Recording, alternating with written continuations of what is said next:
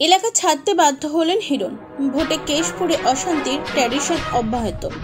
পশ্চিম মেদিনীপুর জেলায় ঘাটাল লোকসভা কেন্দ্রের অধীনে কেশপুরে সকাল থেকে চলল অশান্তি।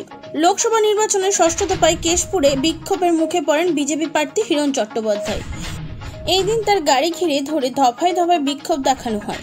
গাড়ির সামনে শুয়ে পড়ে বিক্ষোভ দেখানো স্থানীয় বাসিন্দাদের একাংশ। কেশপুরের ঘটনা নিয়ে বাদানুবাদে জড়িয়ে পড়েন দেব ও হিরণ। সাল 2019 পশ্চিম মেদিনীপুর জেলায় কেশপুরে আহত বিজেপি প্রার্থী ভারতী ঘোষ মাটিতে পড়ে রীতিমতন কান্না জুড়ে দেন বিজেপি প্রার্থী। তার গাড়ি ভাঙচুরের অভিযোগ ওঠে। 2024 সাল লোকসভা নির্বাচন, সেই কেশপুর বিক্ষোভের মুখে এবারে বিজেপি প্রার্থী Hiran Chattopadhyay. Go back slogan শুনতে হয় তাকে। গাড়ির সামনে শুয়ে পড়ে বিক্ষোভ দেখান স্থানীয়রা। কেশপুর রয়েছে কেশপুরেই।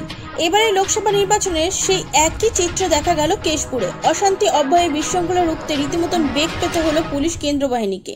শনিবার ভোটের জাতীয় সকাল থেকে উত্তপ্ত হয়ে ওঠে কেশপুর। এই দিন সকালে কিছু অভিযোগের ভিত্তিতে কেশপুর যান বিজেপি প্রার্থী হিরণ চট্টোপাধ্যায়। কেশপুরে বিভিন্ন বুথের সামনে বিক্ষোভের মুখে পড়েন হিরণ। কোথাও তার গাড়ি আটকে, কোথাও গাড়ির সামনে শুয়ে পড়ে বিক্ষোভ দেখান স্থানীয় গ্রামবাসীদের একাংশ। একাধিক জায়গায় উঠেছে go back slogan. Hiran go back বলে স্লোগান দিতে থাকেন স্থানীয় বাসিন্দারা। রাস্তায় খড় ফেলে আগুন ধরিয়ে দিতে দেখা যায় বেশ কিছু জায়গায়। বিক্ষোভের মুখে পড়ে কেন্দ্রীয় বাহিনীর একাংশের বিরুদ্ধে অভিযোগের আঙুল তোলেন হিরণ। ঝামেলায় জড়িয়ে পড়ে পুলিশের সঙ্গেও।